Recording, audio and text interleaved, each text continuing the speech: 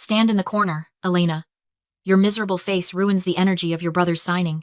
My mother physically shoved me away from the boardroom table before I could even sit down. Just pour the water properly, she hissed. Servitude is all you are good at. Do not let your bad luck haunt this family's money. I did not scream. I did not argue.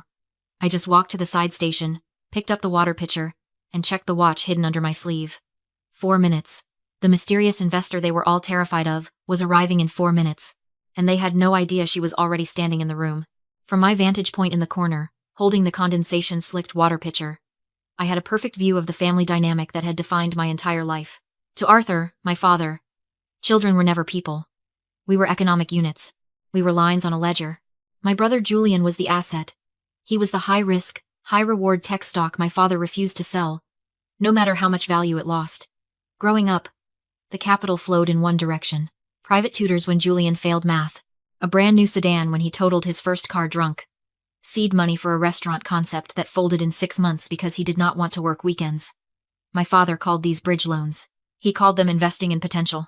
He poured our family's stability into the black hole of Julian's ambition, convinced that one day the payout would cover the cost. And me? I was the liability. I was the safe, boring bond he regretted buying. When I got into college, he told me the liquidity was not there. I worked 3 jobs. I stacked shelves at a pharmacy from 10 at night until 6 in the morning, then went straight to my statistics lectures. I graduated with 0 debt and 0 help. When I landed my first job in risk assessment, Arthur did not congratulate me. He asked why I did not aim for a commission-based role like Julian. To him, steady income was for servants. Real men gambled. That gambling addiction brought us here, to this cold room. The current crisis was simple. Julian had found a shortcut. He always found shortcuts. He wanted to buy his way into a prestigious investment partnership. The buy-in fee was $150,000. He did not have it.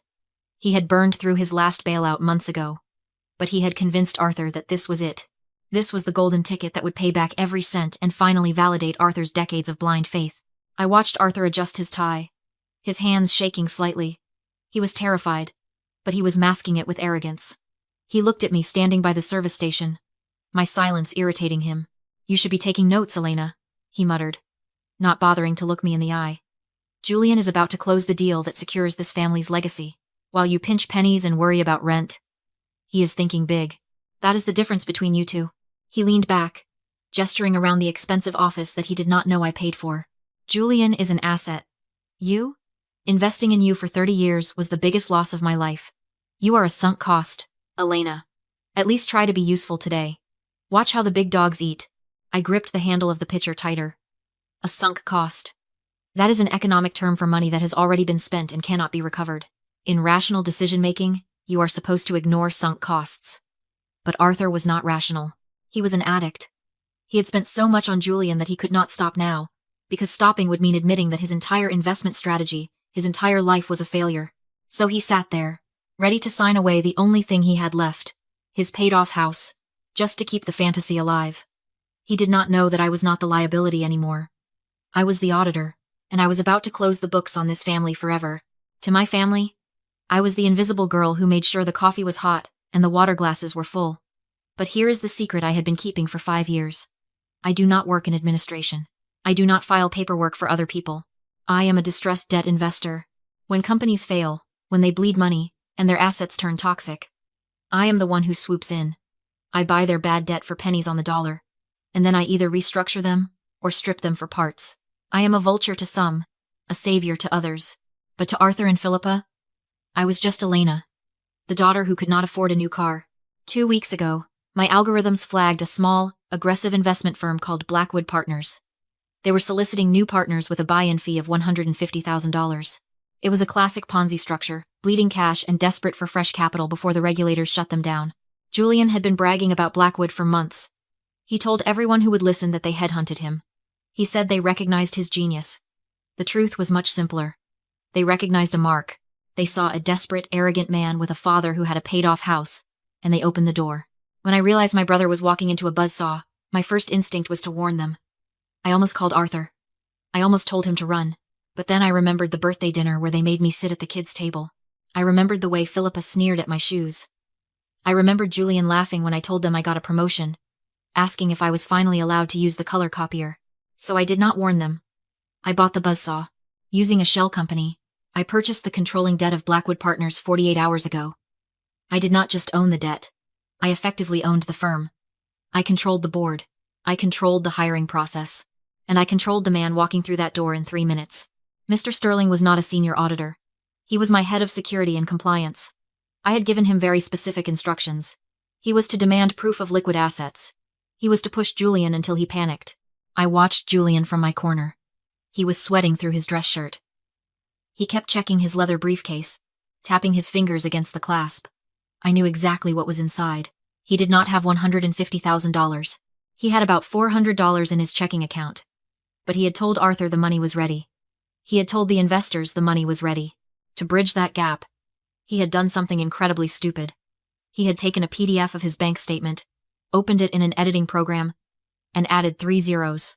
He had printed it out on high-quality paper, convinced that a piece of paper would fool a multi-million-dollar audit. He sat there, clutching his briefcase, terrified that the deal would fall through, but completely unaware that the real danger was not losing the deal. The danger was the sister standing 5 feet away, waiting for him to hand over a forged document that would turn his desperation into a federal felony. The trap was set. All he had to do was walk into it. The heavy glass door swung open, and Mr. Sterling walked in. He did not look like an auditor. He looked like a verdict. He was a large man in a charcoal suit that cost more than my brother's car, carrying a leather portfolio with the indifference of someone who ruins lives for a living. I had hired Sterling 3 years ago from a top forensic accounting firm. He was loyal, efficient, and terrifying. Today, he was playing his role perfectly. He walked straight past me without even a glance, treating me exactly as my parents did. As furniture. He extended a hand to Julian. "Mr. Julian," Sterling said, his voice deep and smooth. "I have heard a lot about your ambition." Julian stood up too fast, knocking his knee against the table. "Mr. Sterling." "Yes, it is an honor. My father, Arthur." Arthur beamed, pumping Sterling's hand. "We are ready to move forward. My son is very excited about this partnership." Sterling sat down, opening his portfolio. The air in the room grew heavy. Excitement is good. Solvency is better. We have a tight window to close this round of funding. I assume you have the liquidity proof we discussed? From the corner, my mother snapped her fingers. The sound was sharp, like a dry twig breaking. "Elena," Philippa hissed, pointing at Sterling's empty coaster. "Water. Now. And try not to spill it this time. Honestly, do we have to teach you everything?" I picked up the pitcher. This was the moment where the old Elena would have felt tears pricking her eyes. The old Elena would have felt shame burning in her chest. But I was not her anymore. I was the predator in the room. And silence was my camouflage. I moved to the table. I poured the water into the crystal glass with absolute precision, not a drop wasted. There is a specific kind of power in being invisible. When people think you are nothing, they say everything in front of you. They assume you are too stupid to understand the context. As I filled Julian's glass, I heard him whisper to Arthur, "I fixed the numbers. It looks perfect." I heard Arthur's breath hitch. "You are sure?" "It is a PDF, Dad," Julian whispered back. "They cannot tell." I set the pitcher down and retreated to my station. They thought my silence was submission. They did not realize it was discipline. The dignity of silence is that you hear the things that scream the loudest. Julian cleared his throat, regaining his bravado. He slid a thick, cream-colored envelope across the mahogany table. "Here are the certified bank statements. Mr. Sterling. Proof of $150,000 in liquid cash, ready for transfer." Sterling did not touch the envelope. He looked at me. That was the signal. I stepped forward, keeping my eyes lowered, playing the part of the nervous assistant. "I am so sorry, Mr. Sterling," I said, my voice trembling just enough to be convincing. "I forgot to mention. The document scanner is down. The network is undergoing maintenance." Julian frowned. "So? Just take the paper. Compliance requires a digital original for the blockchain verification." I lied smoothly. "We cannot accept hard copies for the initial buy-in. It is a security protocol." I turned to Julian, offering a helpful, apologetic smile. "Sir, could you just forward the PDF directly from your banking app to this email address? We can process it instantly on the main screen." I pointed to the large monitor on the wall. Julian froze. His hand twitched toward his laptop bag. I knew exactly what he was thinking. He did not have a banking app with $150,000 in it. He had a manipulated file on his hard drive. If he logged into the real bank, he was dead. If he sent the file he made, he was safe, or so he thought. "Right now?" Julian asked, his voice tight. "Time is money, Mr. Julian," Sterling said, checking his Rolex. If we cannot verify funds in the next 10 minutes, I have another partner waiting in the lobby. Panic is a funny thing. It makes you irrational. Julian was so close to the prize, so desperate to be the big shot in front of our father, that he stopped thinking. He pulled out his laptop. He typed furiously, his eyes darting around the room. I watched him open his email client. I watched him attach the file named Capital 1. Statement. Oct. PDF. I watched him hit send. A second later, my phone vibrated in my pocket. Ping. I looked down. There it was. The email. The attachment. The smoking gun. He had not just sent a lie. By transmitting a forged financial document across state lines via the internet to secure a loan, he had just committed federal wire fraud, and he had done it in a room full of witnesses, sending the evidence directly to the device of the woman he called a failure. I looked up at him. He was smiling again, closing his laptop, thinking he had won. He had no idea he had just signed his own confession. Sterling checked his tablet, acknowledging the email receipt. He did not smile. He did not offer congratulations. He simply nodded, as if a man sending a forged federal document was the most mundane thing in the world. The liquidity is verified, Sterling said, closing the folder. However, per the fund's bylaws, there is a 24-hour clearing period for digital transfers. To lock in the partnership seat today before the Asia markets open, we need immediate collateral. He reached into his portfolio and pulled out a document bound in blue legal paper. He slid it across the table toward Arthur. This is a deed of trust, Sterling explained, his voice devoid of emotion. It places a short-term lien on your primary residence at 42 Oak Street. It secures the $150,000 buy-in until the wire transfer clears tomorrow. Once the cash hits our account, the lien is dissolved. Standard procedure for high-velocity deals. The room went silent. I saw my father's hand twitch. This was not just a signature. This was his safety net. That house was the only thing he actually owned, free and clear. It was his retirement. It was his legacy. Arthur hesitated. He looked at the document, then at Julian, and finally, his eyes flickered to me in the corner. I made sure to look small. I made sure to look like the daughter who did not understand finance, the one who was just there to refill the glasses. Is this necessary? Arthur asked, his voice losing some of its boom. You have the bank statement. The board requires hard assets, Mr. Arthur, Sterling said, glancing at his watch. If you're uncomfortable, we can offer the seat to the next candidate. Julian panicked and leaned in. Dad, don't mess this up. It's 24 hours. The money's there. Arthur hesitated, pen hovering. He sensed something was wrong, but Julian knew his weakness. Once I'm partner, Julian whispered. The bonus pays for the Boca Raton condo. Golf course view. You'll be the envy of the club.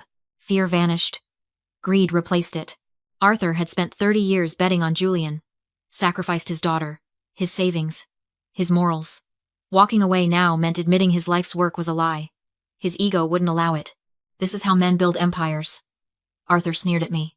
We take risks. He signed. Sterling stamped. Clack thud. The deed of trust was recorded. The house was collateral. The trap was sealed. Julian smirked. When I upgrade security at the new estate, maybe I'll hire you, Elena. You're good at standing quietly in corners. Philippa laughed. With a better suit, maybe. I set down the towel, picked up my phone, and walked to the head of the table. Actually, I said calmly, you won't be hiring anyone. I plugged my phone into the monitor. Mr. Sterling. Pause processing. Sterling stopped. Listening. Arthur barked. Sit down. I tapped the screen. Document A. Incorporation records of the debt fund. Arthur read aloud. Elena Vance.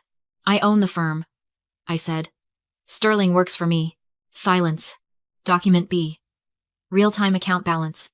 $412.06. Julian went gray. Document C. The statement you submitted. I highlighted the metadata. Created in Adobe Acrobat 1 hour ago. Font mismatch. It's a forgery. I faced him.